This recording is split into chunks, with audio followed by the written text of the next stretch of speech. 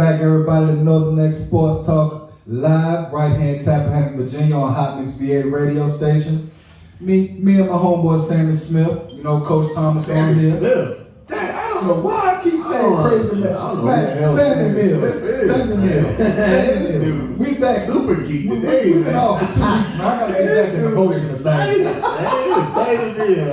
Hey, man, hey, it is what it is, man. My Trojans, we ain't looking too good right now, but we gonna get into the show, man. I wore red for a reason. Oh, whatever, man. Like we said, Northern X Sports Talk live on Hot Mix VA Radio, right here in the good old Tappahannock, Virginia, the home of the E-Town Soldiers, Essex Trojans, regardless of what he's saying. It's just the home of Chris Brown. That's about it, man. It is what it is, man. But we've been gone for 2 weeks, man. How you doing? I've been living, man. I've been doing pretty good. Doing pretty good, man. A lot of working. It's been a real busy week, man. You know, with me being back out there, being the president of Essex Youth Football and everything, man, trying to get things going and registrations and equipment. It's just been real busy. That's a hectic job, bro. Yeah, man. But I got a good, good group of people surrounding me and everything to be able to get the job done. So good board, good board, real good board. I mean, they on it, man. We really excited about the upcoming season and everything like that, man. But I know you got a certificate just recently, right? Yeah, I'm a certified personal trainer. Oh, okay, well, I gotta get back in the gym. My dad's on myself, man. I gotta get back in. Where you be working out at? I work at the Y in Warsaw. Do a little stuff at the house. Yeah, I got bench and all that stuff at the house and all that stuff, but I definitely got to get back out there. Man, we can link up, get you on a little nutrition plan. Get you eating right. Cause that's the main. That's the main thing. A lot of people think, I'm just going to the gym. Like, no, bro, you gotta eat right. Like, it's like 80% of what you eat. That's how you lose weight. You know what I mean? So I don't want to lose no more weight, but I need to get a little bit healthy. I need to get a little bit healthy, man. And getting a little older, having tummy issues and all that stuff. Like a dad bod. Yeah. But I mean, we back, man. It's been a good 2 weeks. Yeah, it's been a while. The Super Bowl that went on now, we in the tournament play and everything like that. A couple teams was here. Now a couple teams is gone. We got a game going on right now. Lancaster against Essex Trojans. Produce the next. Man, we'll get that in a little bit, man. But like I said, man, Northern X Sports Talk Live. We right back here live again. Coach Thomas Rome, my homeboy Sammy Mills. There you go. Unfortunately, our homeboy, Will, he can't be here tonight. He had to take care of some family issues and everything like that, trying to, help his wife along and everything like that. So we salute you, big homie. We're going to hold it down until you get back. But until then, we back. Northern X Sports Talk Live, baby. Y'all tune in with us and chop it up with us. Northern X Sports Talk Live, myself, Will Lewis, along with Coach Thomas Rome.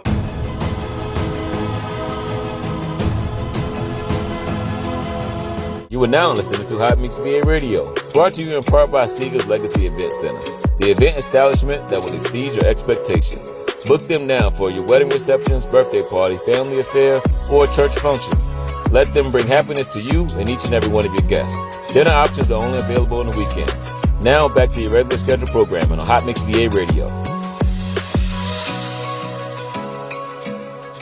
Welcome back, everybody, to Northern X Sports Talk Live right here on Hot Mix VA Radio, Tappahannock, Virginia. Me, Coach Thomas Ron, along with my homeboy Sammy Mills, and we back here live, man.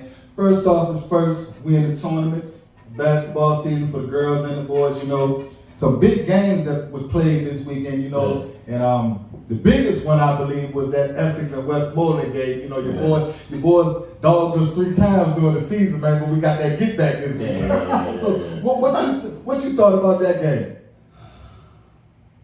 The better team won that day. Yeah, basically. That day. Yeah. And like I've been saying all year to everyone, like, I'm neutral, man. So they're not really my boys, but I got boys everywhere, man. Malachi is my boy, you know what I mean? And I've been telling everyone, if Malachi gives those guys like 12 to 15 points, there's no stopping them. Malachi had a heck of a game the other night, man. Yeah.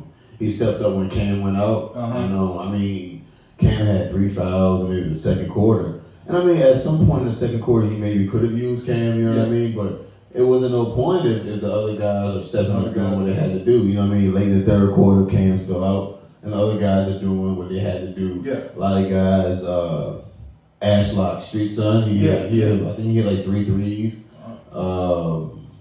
Michael Bremer, he hit a three. That was a surprise. I guess he surprised everyone because a couple people behind me was like, "Oh no!" And it was a splash, Yeah. And when he made that, everyone went off, and I mean that right there just sucked the air out of the place. And I think that was pretty much it, man. Essex had a good role at the beginning where KJ Ellis was balling out, and he took him out for some reason. I think they were like 17-4 or something like that. Yeah. And and then the starters like Dorian and Malachi didn't even start. So it's like, why not apply pressure to those guys when the starter's not in? You know what I mean? They did the right thing by getting Cam in foul trouble early, and I don't know, man. They just didn't follow through. I guess I don't know if that was their game plan, but that should have been a smart enough game plan to see, well, the starters aren't playing. Let me go ahead and jump ahead and let me get Cam in foul trouble. But I don't know, man. Coach Griffin, I know that he had a different game plan this week. I know I had talked to him earlier last week. He was like, Coach, we're gonna come in with a whole new different game plan. And I know our fans was a big, support system last, Oh man, but they're there every game. They every game. really there. I mean, real loud and support the boys. So we definitely want to give a big shout out to our fans. Well, our fans is always like that. They're there no matter what sport it is. Whatever sport it is, we there supporting and everything like that, regardless if it's in a winning, winning season or a losing season. We use it. But like you said, it was a great team effort. Because like we said earlier in the year, Westmoreland beat us 3 times. And I mean, but the only thing I noticed with all of those games when we played them, it wasn't no blowout win. It wasn't. It was basically real, a 6-point win. Basically. So and me personally, I knew I was like, man, if they slip, we can get them. And unfortunately, And I mean, granted, lost a few players.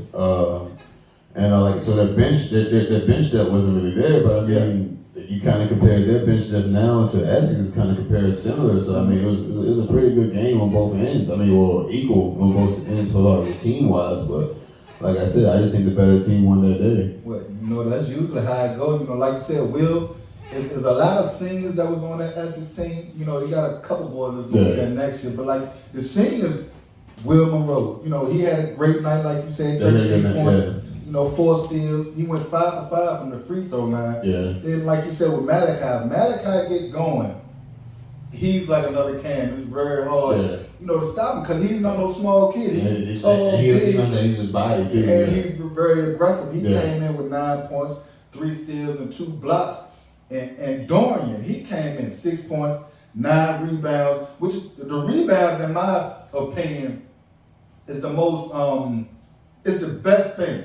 Because those are second chance points, whether it's on the offensive side or the defensive side. And with Cam, he got taken out because of foul trouble, but he still put up 14 points. But he was real big. So now you telling me Malachi only had 9 points? He only had 9 points. He had 9 points.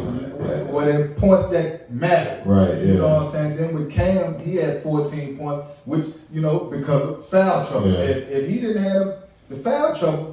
Shoot, you never know what he could have scored. But the rebounds, again, he had 15 rebounds with 4 big blocks. And like you said earlier, Dominic Ashlock, he came and put up 10 points. So it was a great team effort, and tonight they're playing Langston, which, we'll have some updates from that a little later on. I don't think it's really, I don't want to see that right now. 62-32 final. 62-32 final. Lancaster versus Essex, so I guess that's what see them boys next year, huh?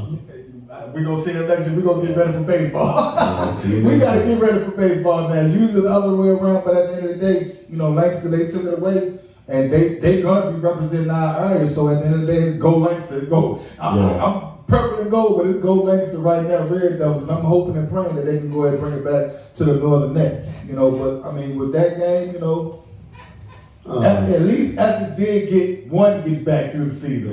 We would have loved to got Lancaster, but I mean, Lancaster's on the road right now. They're on a mission. I don't believe anybody's gonna stop them right now. So I'm not sure who they're gonna be playing next. Either Middlesex or Northampton, I believe. So I'm pretty sure it's gonna be Middlesex. Middlesex is doing pretty good this year. But I mean, they already beat Middlesex this year, right? I'm pretty sure they have. So I mean, I don't see nobody standing in the way of them. You know what I'm saying? So with that being said, I mean, it is what it is. I know Lancaster beat Northumberland. I think it was Monday too. Yeah. They smoked them 81-25. So I mean, crazy.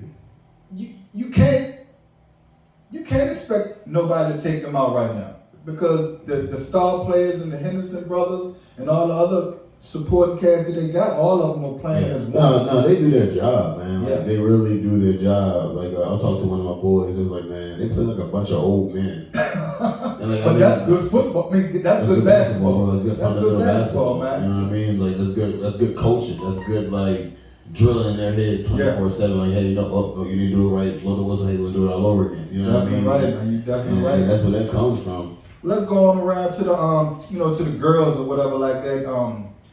Rep girls, they are currently 18-4. They played Middlesex the I other don't day. see anybody in the district beating them. No, I don't. Well, hey, I ain't counting on my Man, I don't see anybody in the district. I don't care as long as the purple and gold Oh my God. uniform It's is in something the about y'all, tournament. man. I'm not going against them. There's something about y'all. I Y'all can't be realistic, man. Y'all worse than Redskins I'm fans, gonna be man. realistic, but at the end of the day, I still gotta go with I mean, my group. It's gonna be hard for somebody to take out Rappahannock right now because Essex, we 8-9. We just beat Matthews 4-6. Hey, in the bracket, right? Under 500. Hey, but we still in the tournament, though, right? Anybody can make it to the tournament, Thomas. Anything can go. Anybody Anything can make it to can the go. tournament. We in the tournament, anything can go. But even with Essex, with us, we still got an uphill battle for as far as our girls because we got to face King Queen tomorrow, and they are number one in the Tidewater district. Those girls up there right now, I think they are. They're 15-8 or something Y'all like that. probably beat them. They probably only had about 7 girls on the team. Well, we played them. The first time our girls played them was January 9th of this year, and I think King Queen beat our girls 37-35. Wow. Low scoring game, you know what I'm saying? But then we played them again on February 9th, which was a couple weeks ago. And our girls took it to them. We took it to them we beat them 67-58. So if they play them like they played them the second go around, they got a chance. Yeah. But again, King Queen is leading their district right now. Yeah. So, our girls, our Lady Trojans, they still got an uphill battle. They're 8-9. They're not out of it, but they just gotta continue playing For sure. together. You know what I'm saying? I mean, Jayla Mercer, she's having an excellent, season this year, and she'll be back next year. I think she's just A junior? she's a junior, so Okay. she'll be back next year. And I mean, she has done an amazing job this year. The senior Haley Mahone over here, she's been doing a great job. I mean, all of them are doing a great job, and they got a good group that's going to be coming back next year. Ariel Robinson will be back next year. Morgan Self will be back next year, along with the leader Jayla Mercer, and with the freshmen or whoever else that's going to be coming out next year. I think they got a real good shot, to be able to, do something next year with the returning players that they got from next year. But I mean, rap it's going to be hard. It's hard to be rap. They're always at the top. With the players that they got over there and the coach that they got. Yeah. You have to really play mistake-free basketball, fundamental basketball. Because that's how they play, and it's hard to break that. Yeah, so I mean, it's going to be nice to see in the next couple of days to see, who's going to get to that next step. And I mean, I guess we're going to be right here reporting it and everything. Got that right. Well, I guess we're going to take us a little break. We got a couple bills to pay and everything. And when we come back, we got a special guest in the studio with us, man. So y'all bring it right on back here, Northern X Sports Talk Live, right here at Hot Mix VA Radio Studio. More tuition assistance is available than ever, paving the way for debt-free education and training. And Rappahannock Community College is here to help. Earn a degree, certification, or even start college in high school. Success starts here. What are you waiting for? Welcome back, everybody, to Northern X Sports Talk Live right here on Hot Mix VA Radio, TappIn, Virginia. We got a special guest in the studio tonight, Essex Trojans, class of 2003, Mr. Baseball himself, Harold Mozingo. Got a nice little resume of everything that he done from high school all the way up to the professional level. Graduated Essex High School in 2003, state championship for baseball in 2003 as well. Northern Nick District Player of the Year in 2003 and 2002. He was the Region 8 Player of the Year in 2002 and 2003. State Player of the Year in 2003 for baseball. He was selected to the inaugural Essex High School Hall of Fame class in 2017, which is real big news. Any of you upcoming baseball players and everything like that, man, y'all need to really strive real hard to try to pick up some of these accolades that he got. He attended VCU up there in Richmond, graduated from VCU in 2006. He was the Colonial Athletic Association Rookie of the Year in 2004. Louisville Slugger Freshman All-American in 2004. Man. Second team All-CAA in 2005. CAA All-Tournament team in 2005. First team All-CAA in 2006. Man, just a whole lot of stuff, man. Even down to the professional, he was a 15th round pickup by the New York Mets in 2003 Major League Baseball draft, or was it the Miners? So you draft to the major league team drafts you, and then you go to the minor leagues to start with. Okay, all right, good deal. And spent 6 seasons in professional baseball from 2006 to 2011 with the Kansas City Royals and the Toronto Blue Jays organization. So, Harold, we want to thank you for coming out tonight, man. And Good resume, man. Yeah. Look, thanks for having me on. I appreciate it. Thank you, man. Well, you know, like I was saying earlier, we like to bring in, you know, the current athletes in the area, you know, and talk to them and everything like that. But we also like to bring in the athletes from the past to be able to come in and give their story to the youth that's coming up now. Just to try to be like a motivational, somebody that they can look to in the future for the sports that they're trying to gain interest into the, you know, next level, collegiate level and everything like that. So we just want to thank you for coming on out again tonight. Yeah. No, thank y'all. I appreciate it. Well, we're gonna get on with the interview, man. First things first, we like to take it all the way back, you know, to childhood, you know, to everything, to talk about everything. So if you can, you know, let everybody know what's your name, you know, where you're from in Essex or whatever like that, you know, what type of things that you like to do and all of that stuff when you was younger. All right, easy enough. So Harold Mozingo, obviously, and I was born up around Sunnyside. That's right, Sunnyside. So look, I was obviously into baseball. I was into a lot of sports growing up, but really baseball was a sport that I fell in love with at an early age. Ironically enough, it was probably because I wasn't very good at it to start with. And at a very young age, I decided I don't want to be the worst player out here anymore. So that was what sort of motivated me to start with. Just taking a ball outside, throwing it up, because I couldn't catch it. I was 7 years old, couldn't catch. Just throwing it up in the air and kept throwing it higher and higher until I could catch. Couldn't hit a ball off the tee, so I just took rocks and hit them into a cornfield beside my house. And that's kind of how it all started. And then as the time went on, just got pretty good and really fell in love with it. But that's just kind of how it was.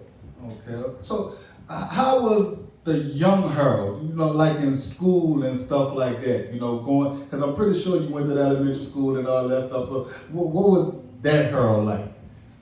I don't know how real I'm supposed to get on here, but Well, we good. but look, Mama Mozingo didn't play, so I could get in trouble, right? And she was always on top of the grades, and I didn't get in trouble. She didn't let me miss any days of school. So I missed 3 days of school in kindergarten. I had poison oak all in my eyes. Wow. I ain't missed a single day the rest of my life. I'd wake up with, I maybe shouldn't say this in the day, I'd wake up with the flu and you going to school. I busted my head open in the emergency room one night.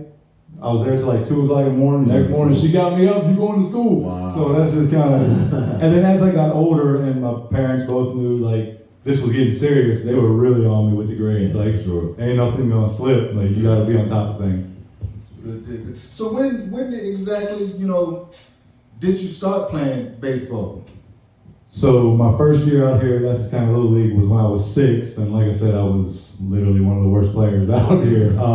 And then just kept playing through age 12, and by age 12, I knew that I needed a little bit more, so I got away from the area a little bit, started doing some travel ball, and then, just kept working. I was never, when I went to travel ball, was the first time since I was like 6 and 7 where I wasn't the best player anymore.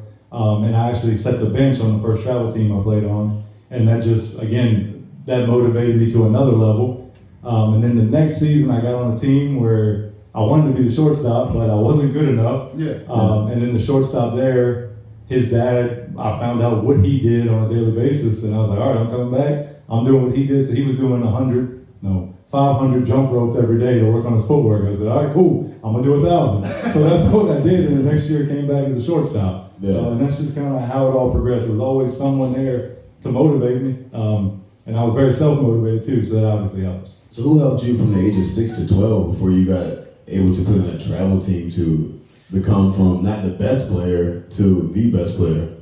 Oh man, I don't know when I became the best player, but look, so my parents were very good. My mom and dad both coached me growing up at the Little League. They were always, my mom was always the head coach and my dad was always the assistant.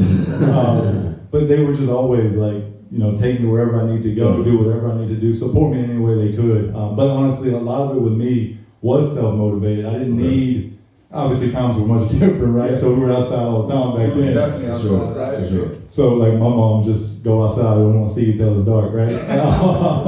But no, I would just be outside with a ball, any kind of ball, football, basketball, baseball, soccer ball, whatever it was. I was constantly doing that stuff. And then whenever I needed them to catch me, my dad would come catch me.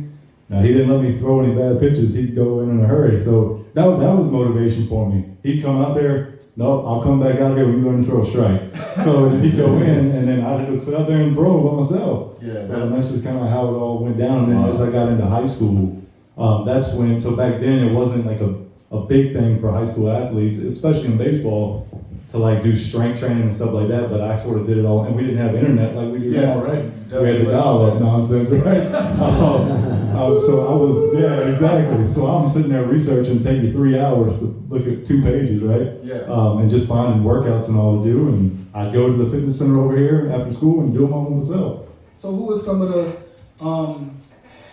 maybe some of the people in the area back then that, other than your parents, that, and during those Little League days, or even, up to 12 years old, that you kind of looked at on the baseball field? And can you remember any of the old players back then that you might have looked up to? Yeah, no, absolutely. So growing up, I'd heard stories of people like Peanut. That was a big one, obviously, for around here. Peanut, David Headley, Pop Hance, right? You're hearing all Dale Clark. You're hearing all these stories about the people, Tim Beamer, the Carson twins. You're hearing all these stories, the Tides.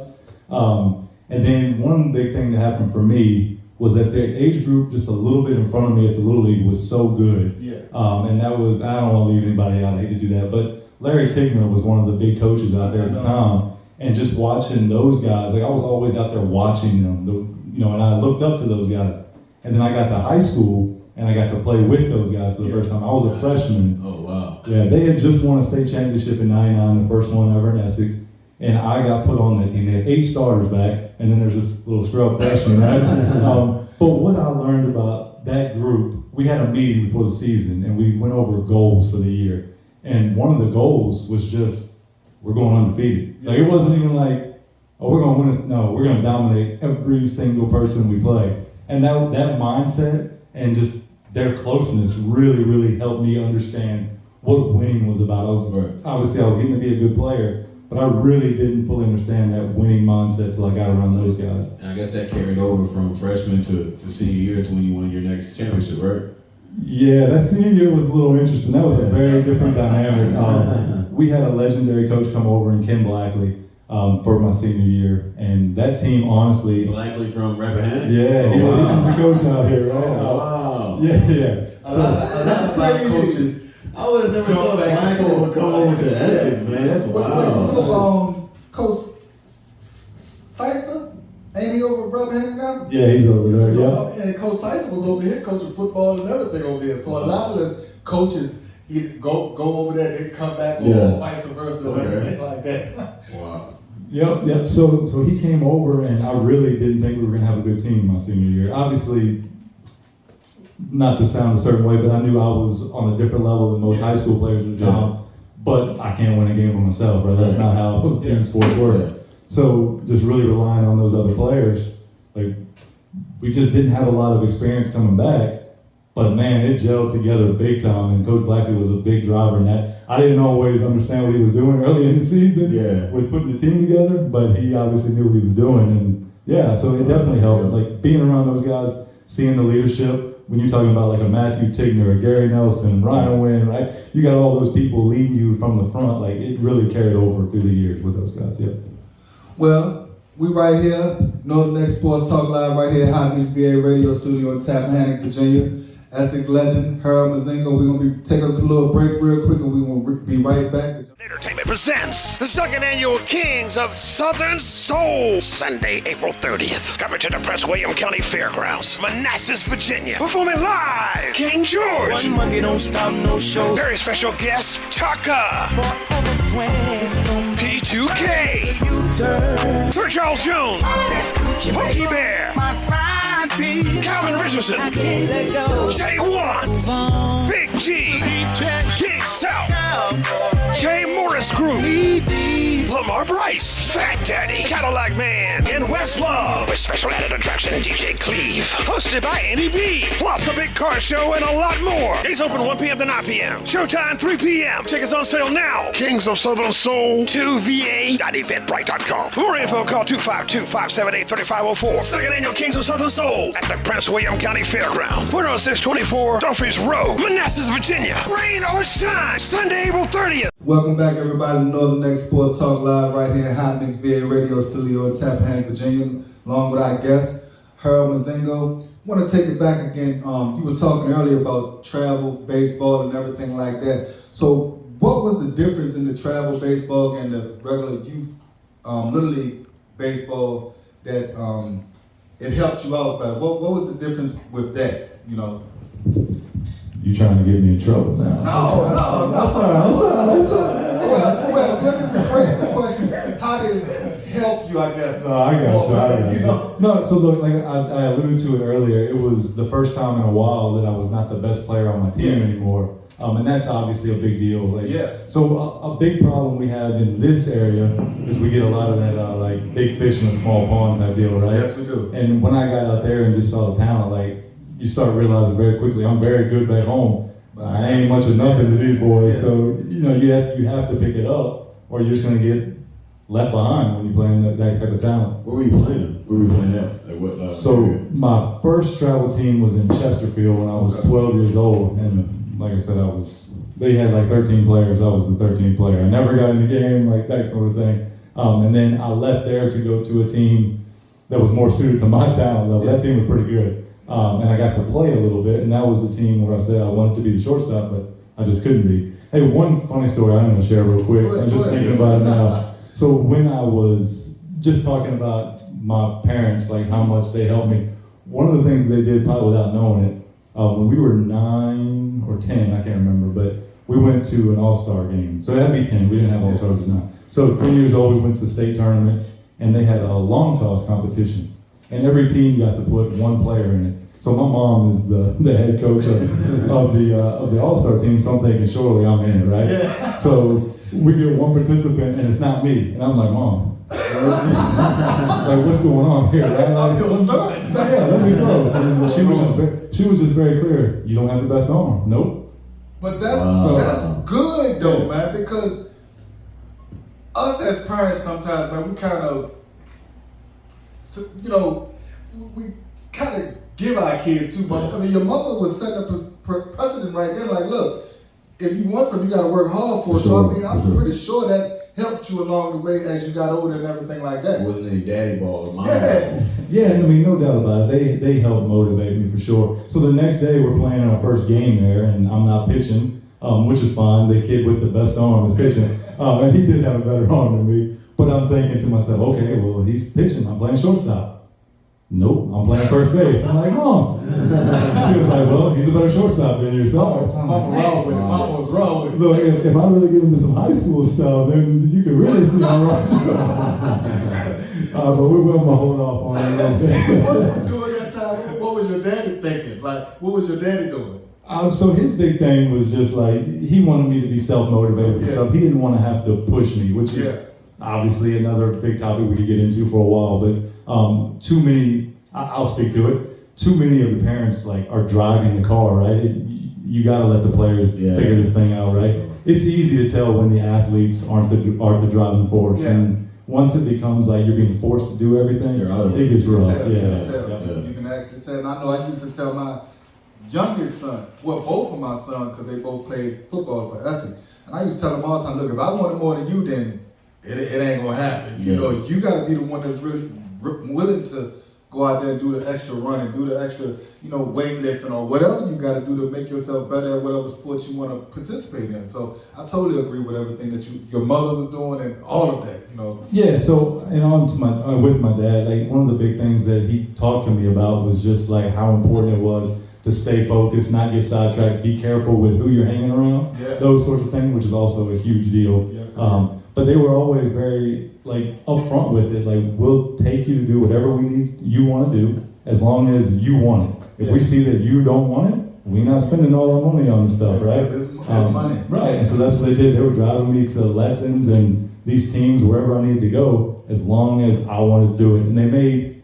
me and my brother the same deal in high school. Like, look, summertime, you can get a job, or you can work at baseball. Like, you can work, but you're not going to sit at home, right? You're going to actually get to work. So that's why I was at the fitness center all the time. I was doing all my training all the time in the summer. And so that was an easy decision for me. I wasn't trying to work. So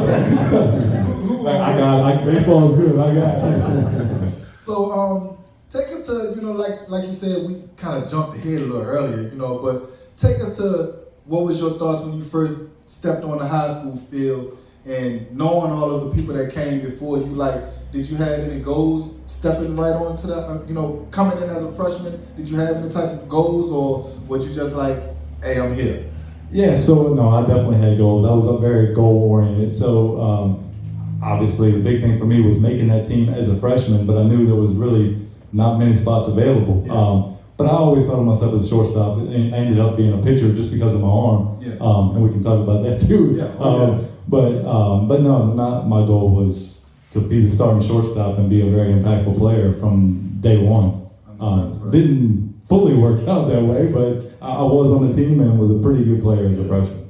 Can you remember, I know you said some of them earlier, who was some of your top competition back then that you can remember from around the whole area, if you can remember any? Yeah, I mean, that's pretty easy. So for me, again, being very self-motivated, I was always trying to compete with myself, number one.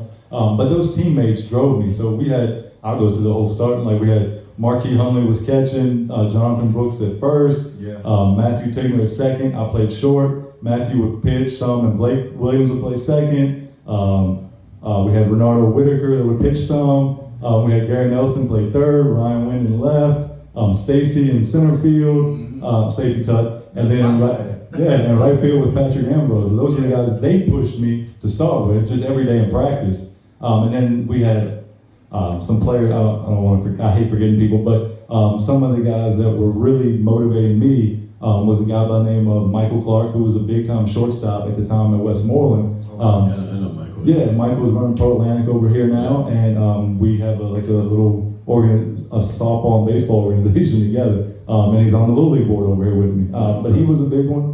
Robbie Seville, he played at Liberty. He was a pitcher. He was another big one. My brother-in-law, Drew Hutt, over at Westmoreland as well.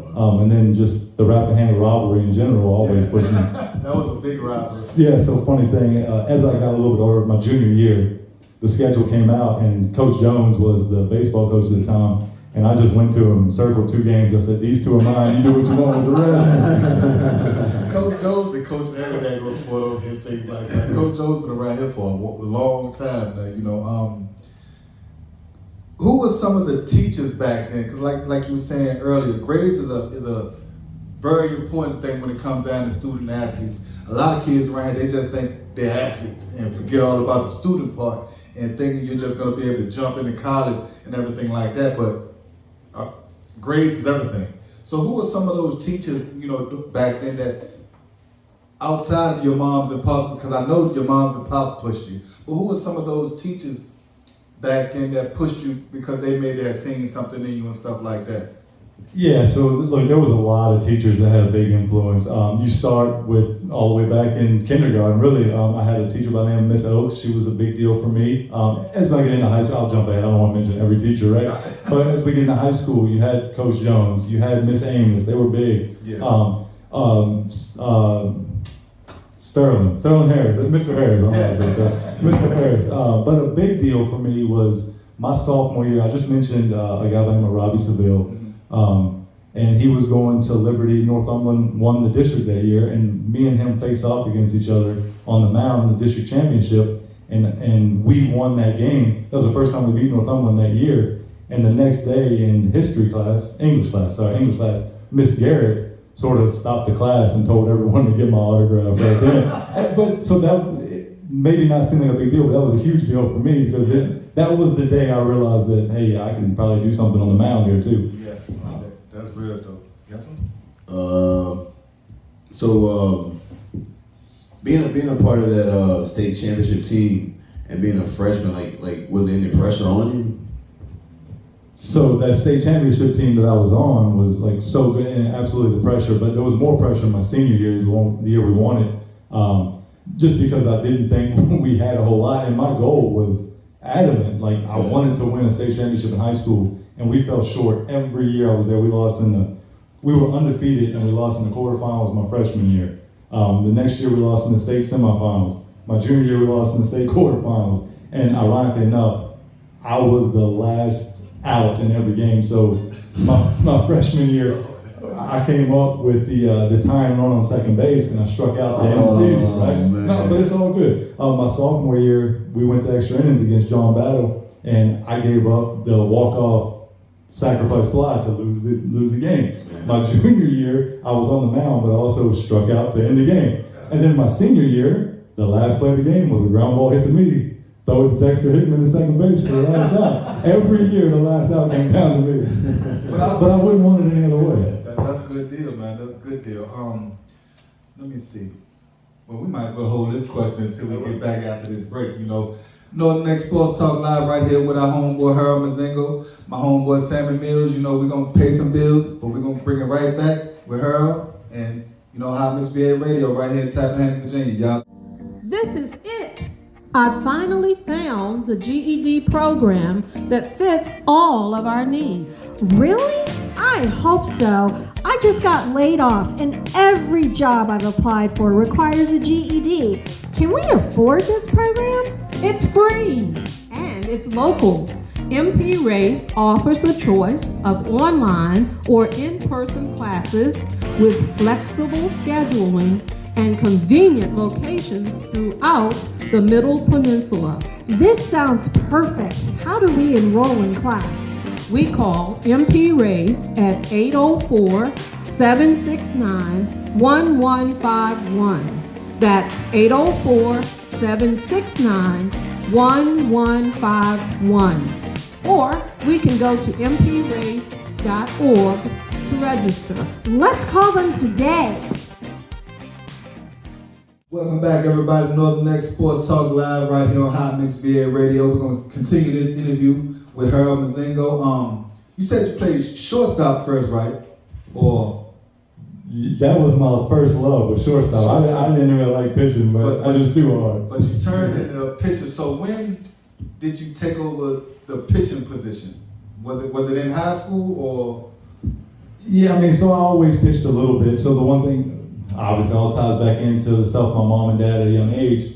They sort of stressed to me, if you want to be a shortstop, you got to have the best arm on the field, number one, and you got to be the best leader.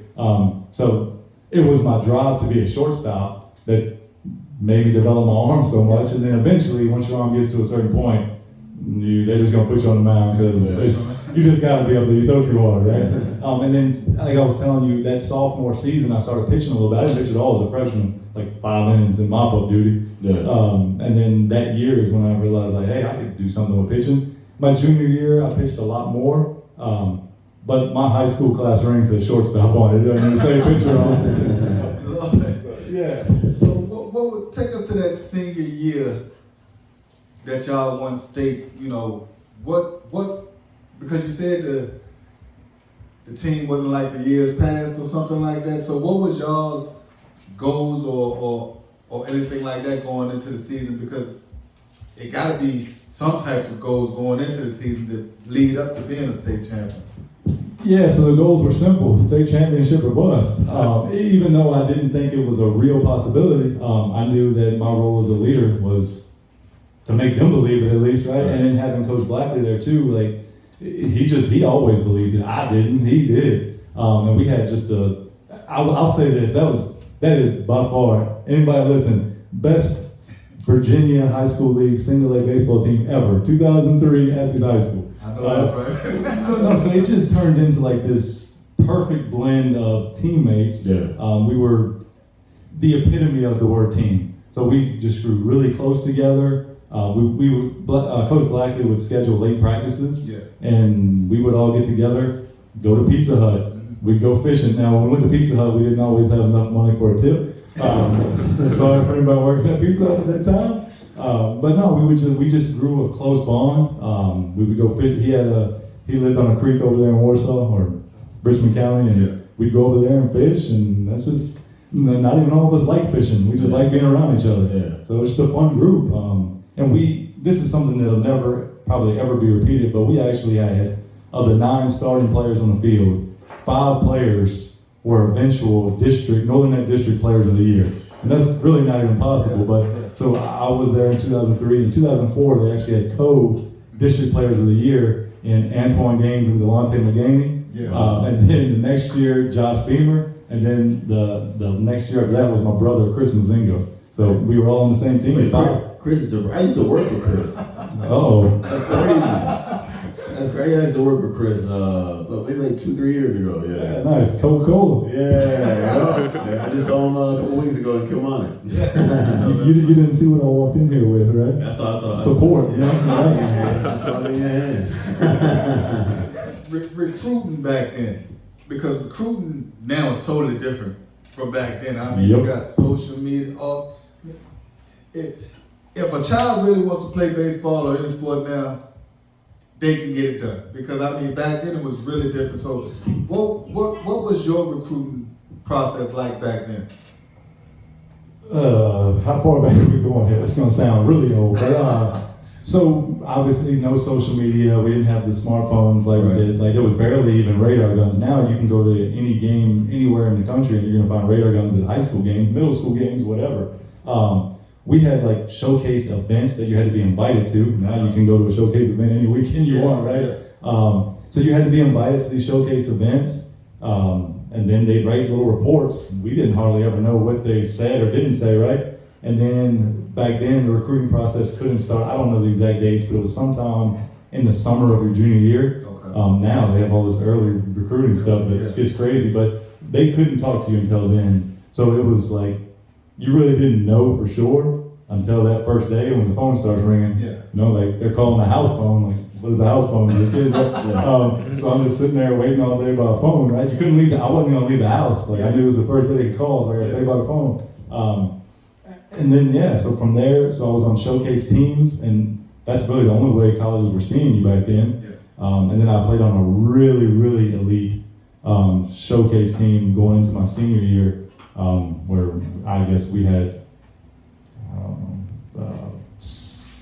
12 or so Division I players in that team. Wow. We had 3 players drafted out of high school. So one of them was Justin Upton. It was just an absolute loaded team. So pro scouts there all the time. Sweet. And then for anybody who got a chance to see that senior year that I was here, it was always Major League Scouts out here. There would be a dozen or so all the time. Y'all had it packed back then for y'all. I just had a question on my mind. Go ahead. So how was it like in your first call or knowing that you have your first scout at your baseball game? Like, what was that like?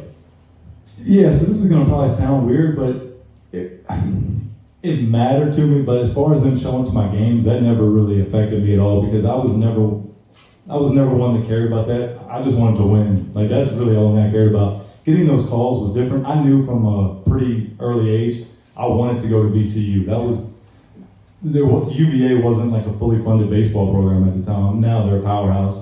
Virginia Tech wasn't very good. VCU was one of the big programs. And they were coming off in 2002, so 2003, sorry, the year before I got there, they were coming off like being ranked nationally. Okay. Their pitching coach was the national pitching coach of the year. Wow. That's where I wanted to go. And I got some other calls, but none of them really excited me until I got VCU calling me. Yeah. So that was your top school to want to go to. Yeah, so yes, baseball-wise. I grew up a Florida State fan, so I was Florida State everything, but baseball-wise, I wanted to go to VCU. So when you got drafted in 2003, that was never the question. Like going to the pros was never the question. It was always just going to VCU. Oh man, that was a weird time. No, I can't say that I was definitely going to go to VCU. The draft is an interesting thing, and it's very different today than it was back in 2003. That's right out of high school, right? Yep, right out of high school. So that whole thing, funny story with that. So June 3rd, 2003, we were playing in the state quarterfinals against Chatham. I was on the mound, and that day was my last high school exam ever. And then that night it was the draft. So it was my last day of school ever. It was the state quarterfinals, and I was drafted that night. I didn't know I was drafted. I was on the field. They called my mom at the game and let her know, hey, we're taking your son in the 15th round. She didn't tell me until after the game, but it wasn't a big deal. But then after the season was over, then there was some talks about, like, hey, let's figure this thing out now. But the Mets never really, I don't know what the right words. It was probably always going to be VCU, but I was certainly wanted to hear what they had to say, and it was certainly enticing enough. I played on a big league team through the Little League that summer, and that entire summer I was talking to the scout that drafted me and the college team trying to figure out which direction I was going to go, right? Gotcha. So how, once you finally, graduated from high school from Essex and made a decision to go to VCU, how was it your freshman year in college, going into college and everything? Yeah, so it was kind of, for me, it was sort of, to a degree, what I was after, right? It was more serious baseball. Now, the waking up at 5:30 in the morning trying to lift before classes wasn't fun, and but other than that, things were good. But you got to see immediately like how much work goes in, but that's what I loved. So it was fine for me. It was a good transition. It did get to be a little much, so by the end of the year I was absolutely gassed. But that was really, it was the biggest transition was just getting to that kind of degree of working towards a goal. So basically, baseball is the same with how the football is, right? You getting up early in the morning for practice or running, anything like that, and in the classes.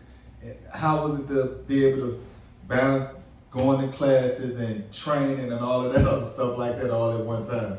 All right, we're just talking freshman year, right? Yeah. All right. So we had early in the morning, we had like 6:30 lifts my freshman year, and they made us freshmen take 8 o'clock classes. Our classes were done by 12 every day. Go to lunch, practice starts at like 1:30. We'd be there till 6, 7 o'clock at night. Wow. Then you got study hall, as freshmen, only as freshmen. We had to go to study hall like 2 or 3 days a week, I can't remember. Barely went, but but I had somebody check me in, so we were good. And that was it. And go to sleep and repeat. I know that. So I mean, looking at your accolades and everything, Colonial Athletic Association Rookie of the Year, that's college? Yeah, so that's the conference that VCU was in at the time, was the Colonial Athletic. Now they're in A10, but it was the Colonial Athletic back then. So is that as a pitcher or a shortstop? As a pitcher, I didn't play shortstop at VCU. I say I was the pitcher. I did a little bit of first base and pinch running, but I was a pitcher. So I mean, coming from a small area like where we come from, how did it make you feel to know that you coming from TappIn and you're going to a Division I school to play baseball? How did that make you feel, inside knowing that you basically is how can I say it? That it's going to be an example for kids, to come, with you playing at that level.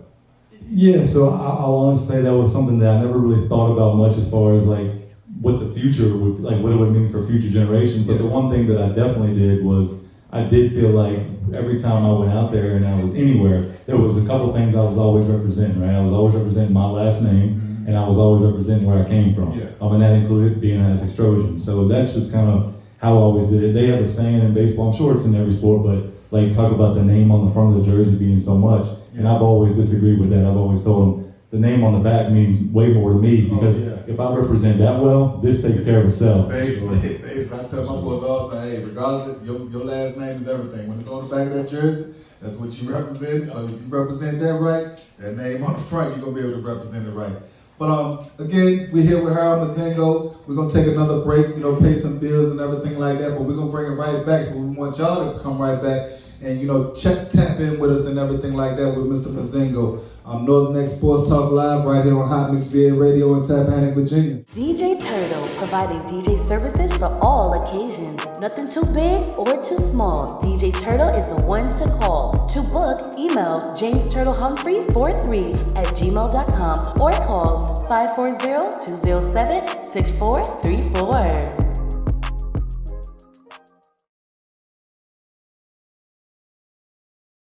And we're back. Northern X Sports Talk Live right here on Hot Mix VA Radio in Tappahannock, Virginia.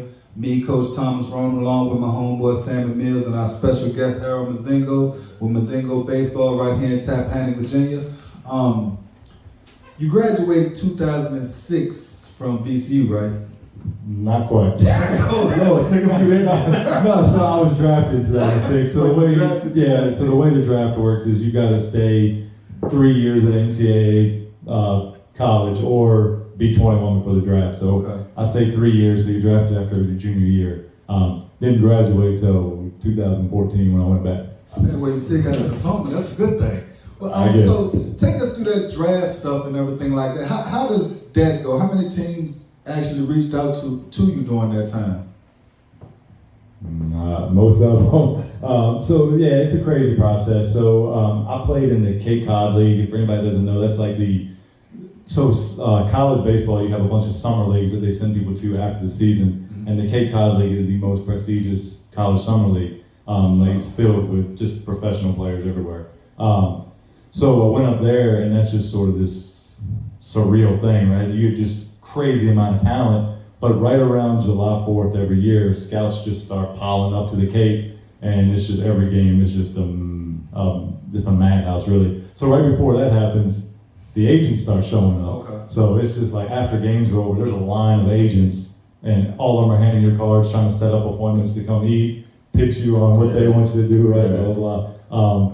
And so and then you're meeting with the teams and stuff like that, and then get back on campus and. I still haven't picked an agent, advisor, what they call it, before you get drafted. As soon as you get drafted, it's now an agent. Same thing.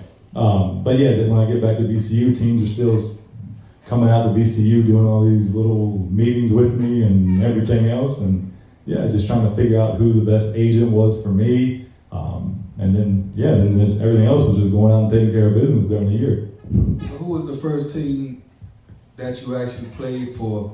After college and everything like that? Yeah, so I was drafted in the 6th round by the Royals, and they sent me out to Idaho Falls, Idaho. I played for the Idaho Falls Chuckers. That was the first team.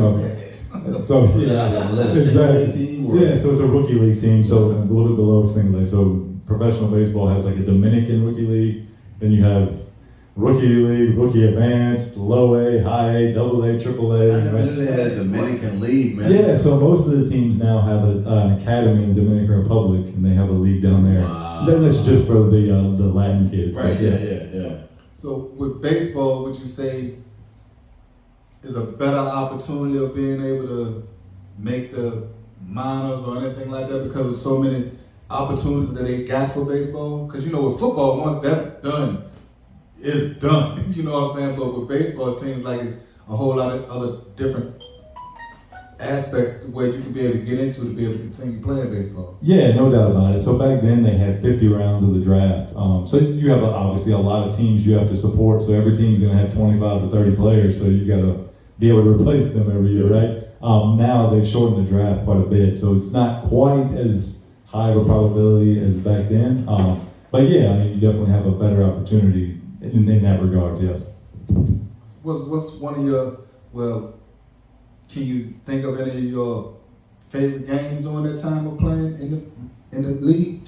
I don't know about favorite games necessarily, but I guess I will brag on myself a little bit here. So I pitched against a guy by the name of Clayton Kershaw in in Pro Bowl. I don't know if anybody knows who that is, but he's one of the best left-handed pitchers of all time, right? So in the box score after the game, it says W. Mozingo, L. Kershaw. So yeah, I gotta shout that one out. But also in AA, I faced a guy by the name of Mike Trout. I don't know if you know who that is, but he's one of the best players ever play, right? Best players in the league ever. Yeah, so Mike Trout is hitting a career 0-0-0 off of me. He flew out to right field. So those are my claims to fame right there. I know that's right. How was it playing with Jose Bautista? So I never actually played with Jose Bautista. I played with a lot of big leaguers, but he was not one of them. That would have been cool though. Yeah. I know he had a good run, maybe like what 2011-ish. Yeah, somewhere around there. He went off. Yeah. So, getting away from the professional level and everything, and finally, coming back home and everything. I know you got the Mozingo baseball and everything like that. Take us into that. What made you come back home after everything was done and start that up for the early? Yeah, so my wife and I, Angela, we went to high school together. Male and female athlete of the year 2003. How about that? When I was playing, she was still here going to school at VCU and working. Somebody had to work, right? So we bought a house in Dunsville while I was playing, and she stayed there. And then when I got done, just came back there, went to VCU, trying to figure out what I was going to do with the rest of my life, right? Yeah. And just, I don't know, sports has always just been just about everything that I know. We joke all the time, I'm good at about two things, and that's sports and lifting stuff, right? That's about it. Not much, and eating, I can eat. But that's really about it. That's the limit of my possibilities, right? So just trying to figure that out. I was working with a few kids while I was home in the off seasons. There was a lady up the street from me who had a daughter that played college softball. She asked me like, hey, if you're doing some stuff with kids, we got a garage set up with a batting cage, you're more than welcome to use it. Yeah. I took advantage of that. It started growing a little bit. Then there was a travel team that formed locally. They asked me to coach. I told them no a few times, and they finally came at me with a large warehouse to do training, and I said, absolutely, I got to do that. Yeah, exactly. And then as that was growing, I started really falling in love with the training side and just thought I could make a big impact. And that's just sort of how it started. I had a group of kids when, I guess this was probably 7 or 8 years ago. So I started this 10 years ago officially. But about 8 years ago or so, there was a group of kids that came in that just really changed the course of what Mozingo baseball was going to be. They came in together. They were all between 14 and 17 years old from all the counties in the Northern Neck District. And they just came in, they had a tight bond, and they just pushed each other daily. And I just sit back and kind of watch. There were literally days where I'd go in and sit down and just watch them. They pushed it. And then that's excellent. It was 10 of them, and I made a deal with them back then. I told them, and we didn't have a ton of college baseball players at the time around here, but I told them, the day y'all become college baseball players, you come back here anytime you want, you don't pay me a dime throughout college. Worst deal in history because every one of them was playing college baseball. But that's perfect. And so that's what I said. They really shaped what it was to become because some of them were playing on really good teams with really good talent, and they would tell them, and then there's people from all over the place coming into TappIn to train. Wow. That's good. Word of mouth travels. I mean, sure. Like you said, the worst deal ever because all of them is in college right there playing. Who are some of those kids? Yeah, so some of those kids, I got to talk about one because it's a good story for any local baseball player to hear. There was a kid by the name of Zach Kent out of Northumberland. Okay. If you don't know Zach was just put on the 40-man roster for the Texas Rangers. So as long as he stays healthy, hopefully he's going to be in the big leagues at some point this year. Which will be the first. What school did he go to? Northumberland. Oh, what college did he go to? He went to PMI. So I'll share that story too. So Zach was a very under-recruited athlete. Under-recruited in the sense that he wasn't really up to par as a high school player. He was good, but he wasn't great yet. But he was just a kid. I loved him. I loved working with him. A buddy of mine was the pitching coach at BMI. He played in the Red Sox organization, and we played showcase ball together. We were the shortstop and second base on this showcase team, and both of us ended up pitching in professional baseball. But anyway, so I called him and I asked him, I said, hey, look, this kid plays for the Richmond Braves. It's a big showcase organization. I want you to go watch him. I was like, he's not quite there yet, but there's something special about him. Yeah. And he just kept following. They fell in love with him, and that was the only Division I offer that Zach got. And he went there and just kept impressing and became a starter as a freshman. And then his junior year, he rewrote the history books at BMI, was drafted in the 9th round by the Rangers, and yeah, just kept working. So he played for the Richmond Braves before he got the opportunity to go to school. Yeah, so the Richmond Braves isn't the minor league team. This is a travel organization. Okay. I was gonna say they're the Squirrels now, but yeah, I remember them being the Braves back then. That's kind of sweet. You played for a minor league team before even going to school. Yeah. No. It was a travel organization. It's like a nationally known travel organization. Okay. So yeah. So basically, your program basically is training, and if need be, helps with, recruiting or anything, stuff like that. Yeah, so that's a big thing that I do for all the kids that train with me. Like, we have to have honest conversations with these kids about the levels, right? So there's a lot of people that have unrealistic expectations, right? Yeah. So a lot of these kids that I'm talking about, they're at like Division III schools, Division II schools, and that's all like a big deal, right? Yeah. Not everyone is made to be a Division I athlete, right? Definitely. And so many think they are. So I gotta have that talk with them initially, right? Like, look, you're on track to be a Division III athlete. Let's really start thinking about what you want to do academically, right? What schools fit like your GPA, SAT profile, right? And then we can start going from there. And yeah, that's what we do. Well, y'all hearing it from the man himself, Harold Mozingo. We're gonna pay a couple bills, but we're gonna bring right back here, so y'all bring it right back here with us, man. Hot Mix VA Radio, Northern X Sports Talk Live, right here in TappIn, Virginia. Listening to Hot Mix VA Radio, brought to you in part by Seeger's Legacy Event Center, the event establishment that will exceed your expectations.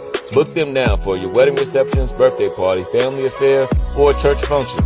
Let them bring happiness to you and each and every one of your guests. Dinner options are only available on the weekends. Now back to your regular scheduled programming on Hot Mix VA Radio.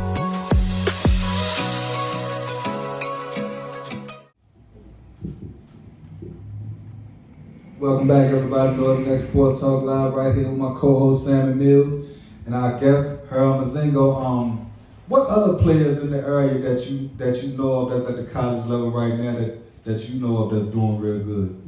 Yeah, so we've had a lot of Division I athletes come out of the Northern District here recently. Every school has been represented, which is really cool in sport like baseball, right? So Rappahannock has several kids playing. So you got like Wyatt Bunch, Caleb Turner, who got his college debut tonight at Ferrum. Shout out Caleb. And Tyler West, I don't know if I just mentioned him or not, but Tyler West is Shawan. I hope I'm not forgetting anybody, but you got another kid playing at Paul D. Camp Community College, Tristan Phelps. Westmoreland, they have Jordan Payton, he's at Towson, he's a two-way guy, plays the infield and pitches. Carson Bell's at JMU. Colonial Beach, Mason Delaney's at VCU. Had a good start the other day too, Mason. Good. VCU guys, I support that, right? Lancaster's got Kleinfelter at JMU. They've got a kid named Walking. He went to Norfolk State out of high school, I believe, and now he's at Shawan with Tyler. Did I forget the school? Northumberland. They got obviously Zach Kent, we just mentioned. Yeah. Here recently, Jack Jett. His dad played in the NFL for a while. Right. He went to Old Dominion and then Hofstra. Then he played a little bit of professional baseball. Westmoreland also has Trenton Craig graduated from there. He was drafted 2 years ago out of Lewisburg College. He's in the Orioles organization right now. Wow. So yeah, so we got a lot of time. Gavin Stone at Essex. I didn't mention Essex. Teron, Avante. Another kid from the area being Lake and Tigner.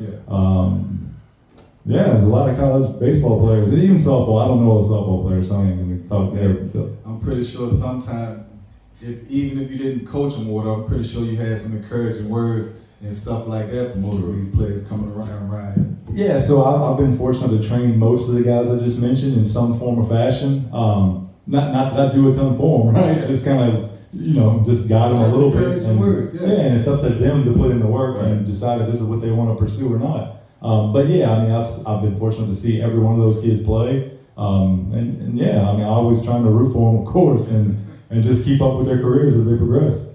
I mean, even though you got Mozingo baseball, I see you're back out with the Little League this year. What's your role with the Little League program this year? Yeah, so this is my 6th year with the Little League. I've been on the board for 6 years. Okay. My oldest son started about 5 years ago, and I've been coaching out there ever since. I am the player, what is my role? Player agent, there you go. I'm the player agent out there. We're trying to wrap up registration stuff now. Registration closes on Saturday. Yes, sir. If you haven't registered, Up. go to the Essex County Little League website and get them signed up. But yeah, I mean, the idea was to really try to, and no fault of anybody, but like just try to create more excitement within the youth programs here in Essex. It was dwindling big time in numbers, and just trying to get those numbers back up. That's really been the biggest thing. We've got a lot of good people involved, so. I mean, I definitely know about that because, like I said, two of my sons was in the Little League program when they was younger, and one is 21 now. Dre, he's at CMU. He's 18. So when they was young, man, Little League baseball field would be packed. I mean, from opening night and everything like that. Then as the years, like you said, it started to dwindle. But I noticed last year, because my daughter started playing, last year was beautiful out there. I mean, it was, how can I say it? It was a whole lot more people than it was from the couple years prior to that or whatever like that. So all of the people that y'all got on board now is definitely making a difference out there from what I've seen. I know we got the pitching cage out there last year, I think it is. Yeah, so we started working towards getting batting cages put out there. We've been fortunate enough to have some people want to start donating back to the Little League, which is always nice, right? Yeah. So we put in the 2 batting cages. We're trying to put in some more bullpen areas. We're putting in some better field mix out there here soon. We're just trying to make it a place where anybody in the area, regardless if you're playing out there or not, can just come out there and get some work in. That's really what we want to do. We want to see it jam-packed as much as possible, even if there's not games out there. Just get out there and utilize the fields. You say get work in. Look, I play softball like in the summer and stuff like that. Man, can I come to Mozingo and get some work in, or you only work with kids? How does that work? You talking slow pitch softball? I'm talking slow pitch. I ain't gonna say what I want to say. We'll leave it alone. Slow pitch softball, that's what I'm saying. Look, I like slow pitch softball. I've been asked a lot. I tell them I ain't playing slow pitch softball. So. We got 90-mile fastballs coming at that. There's 2 things I don't do: golf and slow pitch softball. Look, I just mess around, but I tell them if I can do that when I'm 80, it ain't real. I'm just messing. Yeah, come in anytime you want. Seriously though. I mean, come on. I just want to do some fielding and stuff like that, man. That's it, man. Come on in. All right, so that's it. So what can we expect from Harold Mozingo in the future with Mozingo baseball, with Little League, or just with you being you? What other exciting things can we expect from you in the future? Yeah, good question. So one of the things that myself, and I mentioned him earlier, Michael Clark, we just started a organization called the Coastal Breeze. I've got it on here. We've got 2 softball teams right now. We're going to be adding some more, and that's really, I don't love the way that the travel stuff has gone. So we're trying to really, instead of me just sitting on Facebook and arguing about the way it is, get involved and try to change it from the inside. And really try to give these girls and boys a better experience out of it. Not that anyone's doing a bad job. I don't mean like that. I commend anybody who's working with youth sports in any capacity. But it's a lot of what we were talking about earlier, unrealistic expectations. The parents are trying to sort of, and this will go back to sort of what you were just talking about with the numbers dwindling, and I was talking about. We've had sort of a hijacking, if you will, to where like youth programs are not recreational anymore. It's kind of a dog-eat-dog world. And in the recreation leagues, and recreation leagues aren't meant to be that. Not to try to tell everyone this, not everyone in a recreational league is like myself to where like it needs to be at a certain level, right? It's not made for people diehards. It's made for the people that just want to go experience it, right? Exactly. And the only way we can do that is by making it fun and quit trying to win at all costs at 7, 8 years old, right? It doesn't matter anyways. So yeah, that's just one of the things that I'm big on, trying to drive more interest in the game. We're going to start some baseball teams here soon. And that's just one of the big things we're doing. The Little League, we're going to continue trying to push numbers, of course, get as many people involved as possible. We started a Bam Bam program, so that's for 3 and 4 year olds. We're doing it through our Little League. I did that 2 years ago. Really, it was a little bit selfishly. It was my son really wanted to play at 4. So I was like, yeah, this would be a good thing. Like, just get them out there learning to run around the right way. We play 30-minute games. It's nothing crazy. But just trying to get them out there to our Little League park. Because if you've been out there a few years ago, it was sort of dead. At 12 o'clock, every game was done. We want a lot of people at the park. So yeah, Little League, we're gonna take back the concession stand this year for the first time in forever. So we're gonna need a lot of support out there for anybody watching along. Y'all better bring it, because concessions was on point last year. I'll be honest, I came up here, I heard about it on Facebook. You guys had the steak and cheese or something like that, bro. I didn't come for a game. I came up there just for food. And it was good, but this year, Harold, you got my word. I'm gonna come out there and I'm gonna stop on a Saturday. And I'm gonna enjoy my food and watch a couple games as well too. So hey, good. Hey, y'all know Jessica Davenport? Yeah, that's what I was Hey, look, Jessica, if you're watching, she's the one running this concession stand. You talk to her. Jessica, hey, you already know concessions was banging last year, so it better be the same way this year. But me knowing you, I already know you got it handled, baby girl. So hey, do your thing.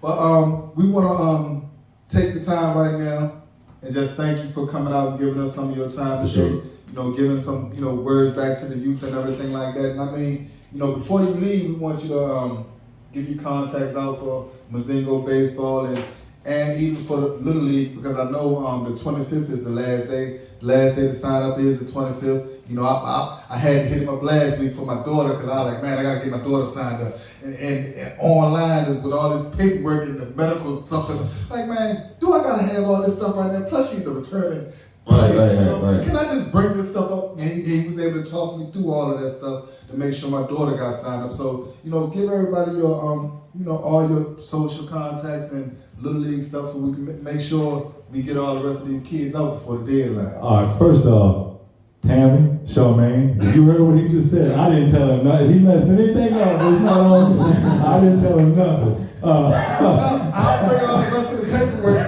when we need to be. Matter of fact, we got sign-ups Friday or something. Yeah, so there's one more. There's one more in person. I think we're doing something at the school tonight or tomorrow. I don't know which day. I'm terrible reading some of that stuff. And yeah, there's one last in person on Friday at Pro Atlantic. I think it's 5:30 to 7:30.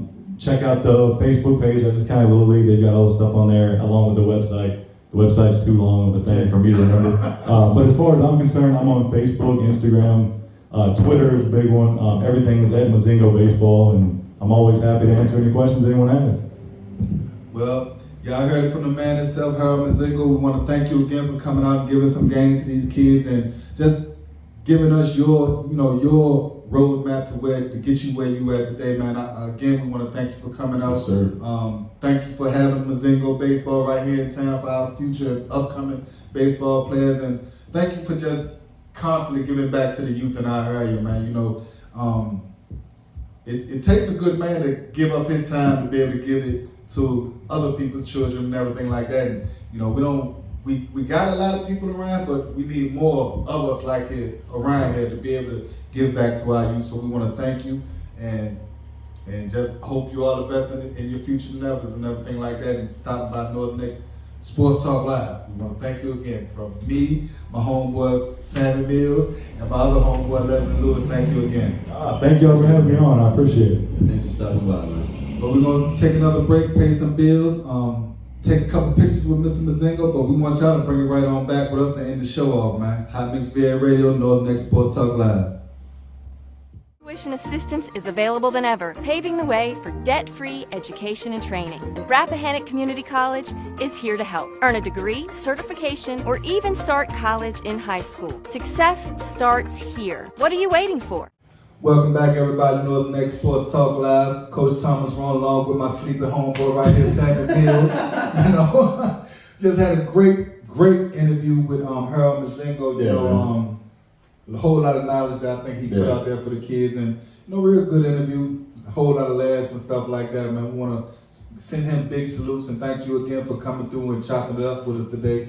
and just giving game back to the youth. It sounds like he has a lot of plans for the Essex Little League coming up too. So yeah, I think it's, you know, even though he was talking about the numbers a little bit, but I believe they're gonna get everything straight, sure. man. I'm pretty sure that concessions was on point. And I was serious when I said that. I came by for the food. I didn't go to a game. I came by here one Saturday. I saw it on Facebook, and I got a steak and cheese and some fries, man. It was like $8. My favorite thing out there was the crab cake sandwich, man. Oh, Man, God. big thick crab cake joint, man, cooked all the way through good, man. That was some fries, man, they had the fish sandwiches, they had shrimp. Man, they had everything, man. So, Jessica, you gotta have your crunk out that Try to make a couple drinks in there too. I didn't even make them those. She can't bring them out there. She can't bring them out there. But you know, it was a real good interview, man, and I believe he got a lot of good upcoming stuff, you know, for the youth around here. So, like he said, Mozingo baseball, Mozingo baseball,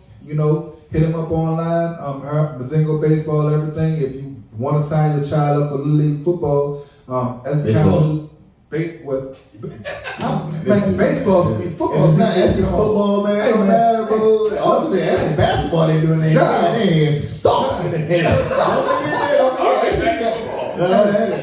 Hey, John. Don't forget when we beat y'all in football this year. Langston, y'all sucking in football. Y'all want to do anything. Y'all come see us next year. Y'all got a couple months to be happy with the basketball stuff. Go on to win the trophy. I hope y'all win the trophy. Bring it back to the Northern Neck. But just know, payback is a mother when it comes down to football season. But at the end of the day, man, like we said, Langston, they beat Essex tonight. What was the final score? 62-32. 62-32. They're the only. I think they either go up against Middlesex. Middlesex won tonight. Middlesex won tonight, so they play Middlesex probably the next couple of days. I'm pretty sure it's Friday.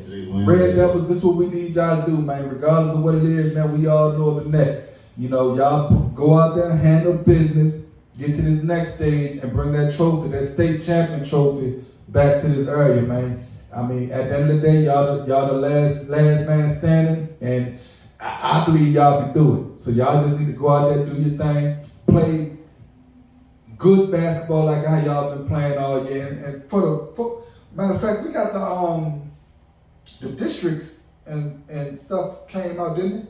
Oh yeah. You know, first team district, Langston Senior, Tyson Henderson, Langston Senior, Xavier Owens. Langston Senior, Gurian Owens, Essex Senior, Cameron Robinson, Westmoreland Senior, Vaughn Hurst, Rappahannock Senior, Mark Delano, Langston Sophomore, Troy Henderson, Westmoreland Sophomore, Darian Fauntleroy, Northumberland Freshman, Tyreek Lundy. All those players made first team for district.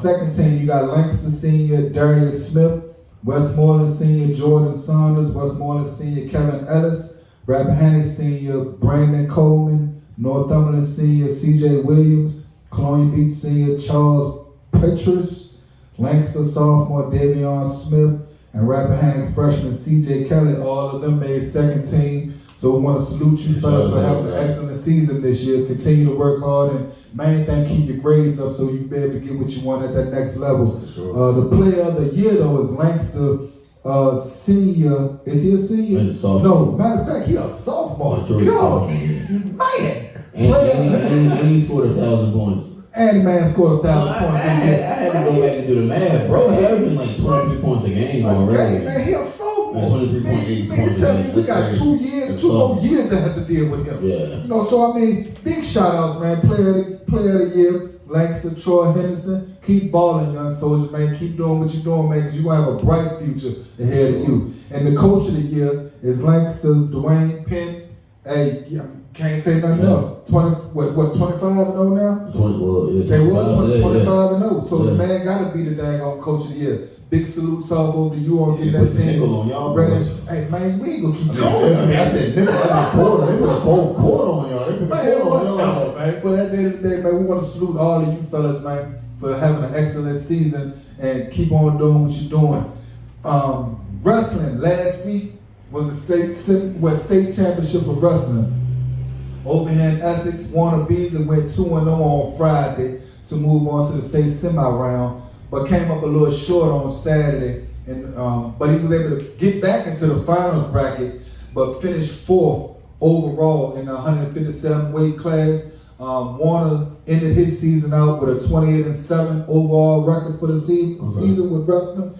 Then you got Essex senior Marquez Scott. He had a bye last Friday for the state semis for the opening round, but on Saturday he went 2-2. And he went 5th overall for the 150-pound weight class.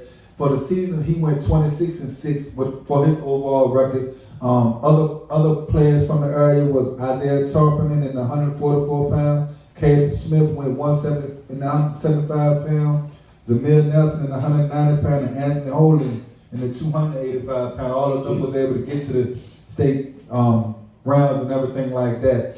And before we end, we want to send a big shout out to Rosalind Lewis, which is our co-host, Leslie Lewis Will. That's his daughter. She's a 3rd-generation soccer player from over there in Westmoreland. She just found out today that she just won the starting position for the goalie for the girls team over there. So we want to send you a big shout out to Ms. Rosalind. If y'all listening to any of our audios, she's the one on the audio saying, "Hot Knicks VA, baby, boom," all that stuff. That's her. So we want to send her a big shout out. Keep on doing your thing, Miss Lady, and keep on with your grades and making your father and your family proud, and us at North Next Sports Talk Live proud too. Good job. Episode 21. 21. Yeah. Great interview with Harold Mozingo, Yeah. and we want y'all to bring it back next week. We're gonna have some updates from the Langston tournaments, and we getting into springtime, so that means soccer, baseball, what else? Track and field. Track and field, all of that stuff is coming up, leading right back up into the football season. So bring it on back with us next week, man. North Next Sports Talk Live on Hot Mix VA Radio.